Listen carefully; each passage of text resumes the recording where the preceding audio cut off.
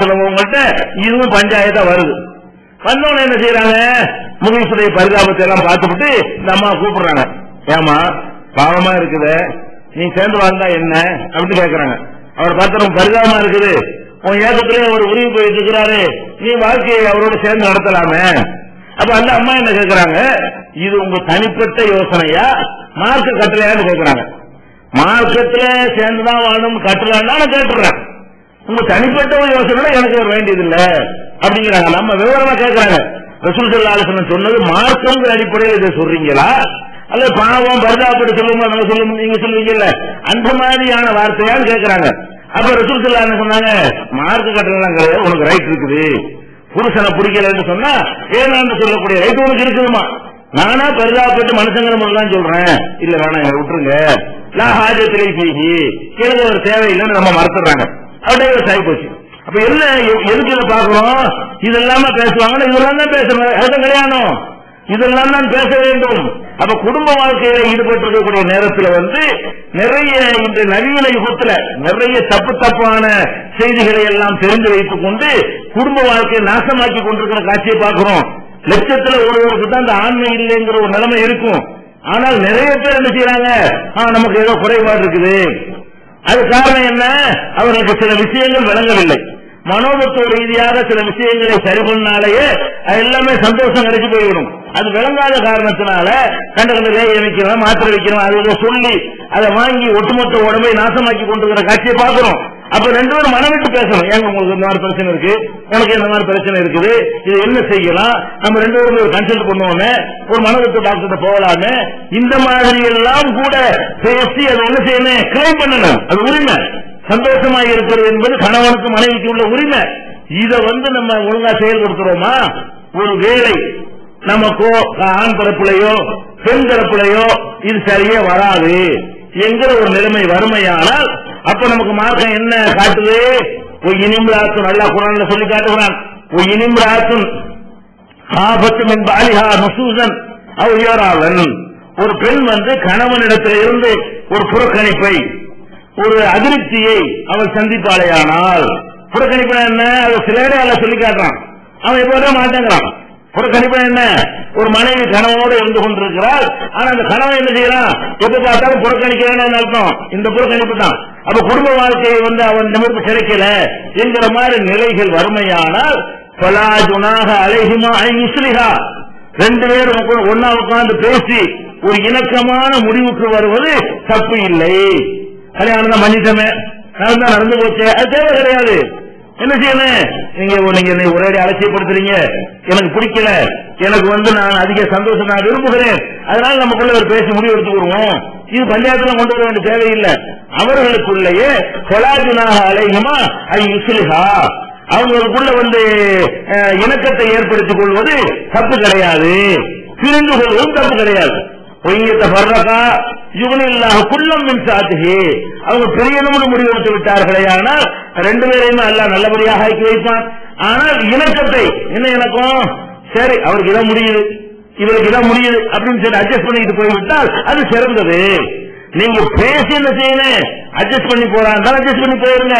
Adjust பண்ணி போக முடியவில்லை என்று சொன்னால் ஒவ்வொருத்தரும் கூடுதலாக எதிர்பார்ப்பீர்களே, ஆனால் கணவன் எதிர்பார்ப்புக்கு ஏற்று மனைவி இல்லையானால், மனைவியின் எதிர்பார்ப்புக்கு ஏற்று கணவன் இல்லையானால் அவங்க பேசி என்ன செய்யலாம், நமக்குள்ள சண்டைதான் வேணாம், நம்ம தனியா நான் தனியா போயிருக்கேன் நீங்க தனியா போயிருங்க என்று சொல்லிக் கொள்வது குற்றம் இல்லை. அதனால என்னமோ ஆயிரம் பயப்படாத, ரெண்டு பேருடைய தேவை எல்லாம் பூர்த்தியாகும். நல்லா குரான்ல சொல்றான், மையத்தை பர்றக்கா யுவன் இல்லாத குள்ளமின் சாத்திகி, அவர்கள் பிரிந்து விடுவார்களே, ஆனால் அவங்க ரெண்டு பேரையும் தன்னுடைய அருளால் தேவையற்றவர்கள் ஆக்கி வைப்பான். உனக்கு ஏற்ற மாதிரி ஒரு ஜோடியை உனக்கு தருவான், உனக்கு ஏற்ற மாதிரி ஒரு ஜோடியை உனக்கு தருவான். பிடிக்கல என்ற நேரத்தில் சும்மா மனக்கசப்போட இந்த ஒப்பந்தத்தை நிறைவேற்ற முடியாத குற்றத்தோட நீங்க இருக்க வேண்டிய அவசியம் இல்லை என்கிற அளவுக்கு இந்த ஒப்பந்தத்தினுடைய கடுமை சொல்லி, கல்லானாலும் கடமை புல்லானாலும் புருஷன் எல்லாரும் சொல்லுவாங்களே, அப்படி சொல்லாம 14 நூற்றாண்டுக்கு முன்னாடி பேசிக் அடிப்படையான விஷயத்துக்கூட நுழைந்து இது இப்படித்தான் நடக்க வேண்டும் என்று இஸ்லாம் வழிகாட்டுகிறது. அதே மாதிரி அல்லாஹ் யுகீமா ஹுதூத் அல்லாஹி, ரெண்டு பேரும் அல்லாஹ்வுடைய ஹத்துகளை வரம்புகளை நிறைவேற்ற மாட்டோம் என்று அஞ்சினால் சேர்ந்து வாழ்றோம். அல்லாஹ்வுடைய வரம்பு என்ன, நீ அவனுக்கு சந்தோஷம் கொடு, அவன் உனக்கு சந்தோஷம் தரணும், இதுதான் அல்லாஹ்வுடைய வரம்பு. இந்த வரம்பை மீற முடியாது, நிறைவேற்ற முடியாது என்று ரெண்டு பேரும் அஞ்சுவார்களே. ஆனால் ஃபலா ஜுனாஹ அலைஹிமா ஃபீ மப்தலத்திஹி, அவள் பிரச்சனை கொண்டு வர்றாள். அவள் வாங்கிய அந்த மகளை திருப்பி கொடுத்து விட்டு அதை அவன் திருப்பி வாங்கி கொண்டு அவர்கள் பிரிந்து கொள்வது குற்றம் இல்லை அப்படின்னு அல்லாஹ் குர்ஆன்ல சொல்லி காட்டுறான். இது ஒரு அறிவுரையா நமக்கு சொல்லி காட்டுறான். அப்ப நம்ம குடும்ப வாழ்க்கையில முக்கியமா நம்ம செய்ய வேண்டிய அடிப்படையான விஷயம் என்னன்னு சொன்னா, தாம்பத்திய சுகத்தை ஒவ்வொருவரும் பெற வேண்டும். அதுல உள்ள குறைபாடு மருத்துவம் செய்யறாங்க, மருத்துவம் செய்ய வேண்டும். மனோதத்துவ ரீதியாக கவுன்சிலிங் பண்றாங்க, கவுன்சிலிங் பண்ண வேண்டும். நிறைய குடும்பங்கள்ல சந்தோஷத்தை மருந்து மாத்திரைகள் மூலம் இல்லாம ரெண்டு பேருக்கு உள்ள ஒரு சின்ன ஒரு மனமாற்றத்தின் மூலமாக என்ன செஞ்சிடலாம், அதை ஏற்படுத்திக் கொள்ளலாம். மனமாற்றங்கள் அதை மனைவிமார்கள் எப்படி நடக்க வேண்டும் என்று சரியாக கற்று வைத்திருந்தால் ஒரு ஆண் மகன் என்ன செய்வான், கண்டிப்பா அவன் மனைவி மாற்ற சந்தோஷமா இருப்பான். அது சந்தோஷமா இல்லாம போவதற்கு முக்கியமான காரணமே என்னவா இருக்கு, பெண்களுடைய குறைபாடுகளா தான். நீங்க பாத்தீங்கன்னு சொன்னா நிறைய ஆண்கள் குடும்பத்துல சந்தோஷமா இருக்க முடியலம்பாங்க. என்னடா விசாரிச்சு பார்த்தோம்னு சொன்னா பெண்கள் எப்படி நடக்கணும்னு ஒரு முறை இருக்குது. என்ன முறை? ஈர்க்கிற மாதிரி நடக்க வேண்டும், அழகாக நடக்க வேண்டும், சிரித்து பேச வேண்டும். அவன் வந்தவன் அவனுடைய உணர்வுகள், ஏன்னா அவனுக்கு உணர்வுகள் வந்தா தானே குடும்பம் ஈடுபட முடியும். அதுக்கு ஏற்றவாறு அவங்க என்ன செய்யணும், மாற்றிக்கொள்ள வேண்டும். வருண்டு எள்ளும் உள்ள வெடிச்சா என்ன ஆகும், அவன் அப்படியே அப்செட் ஆயிடுவான். அவன் நினைச்சுக்கிறான் நமக்கு ஏதோ கோளாறு இருக்கணும். கோளாறு உடம்புல இல்ல, கோளாறு மனசுல. என்ன செய்யறான், ஒரு குழந்தை இருக்குங்க, நம்ம பெற்ற குழந்தை. அந்த குழந்தைய ஒரு 3 வயசு 4 வயசுக்கு கொஞ்சுவோம். 8 வயசுல கொஞ்சுவீங்களா, 10 வயசுல கொஞ்சுவீங்களா? ஒரு ரப்பு ஒரு முரட்டுத்தனம் வந்துருச்சுன்னு சொன்னா அது கொஞ்சம் நம்ம பெற்ற பிள்ளை கொஞ்சம் யாரா கொஞ்சுவோமா?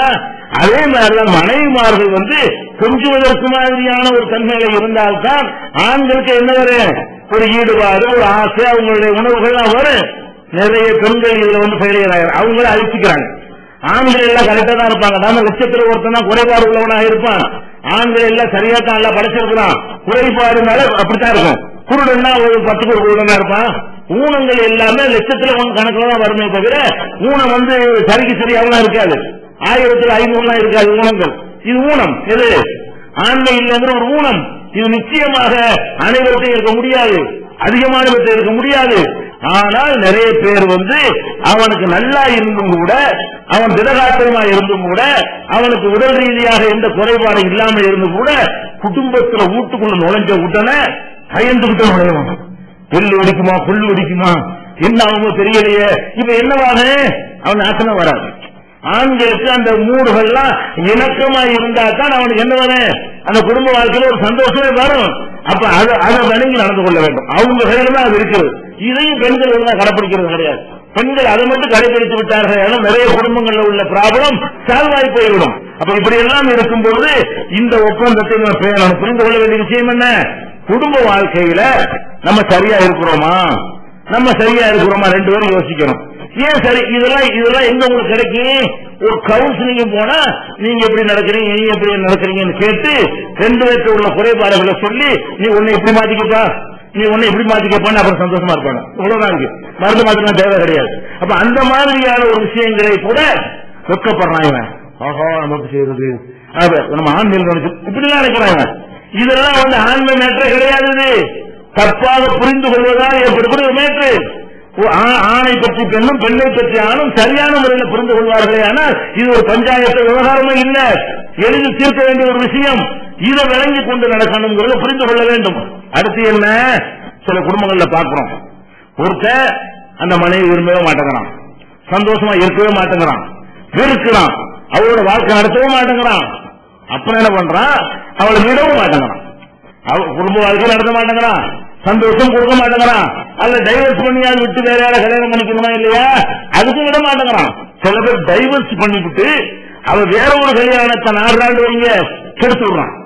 வேற ஒரு கல்யாணத்தை என்ன செய்வான், அவன் சரியான ஆள் இல்ல, கல்யாணம் பண்ணாத, இந்த மாதிரி எல்லாம் செய்யறத பாக்கணும். அல்ல அதை கூட கண்டிக்கிறான். நீங்க டைவர்ஸ் பண்ணிட்டீங்கன்னு சொன்னா உங்களுக்கும் அவங்களுக்கும் பிரச்சனை இல்லைன்னு சொன்னா நீங்க தடுத்து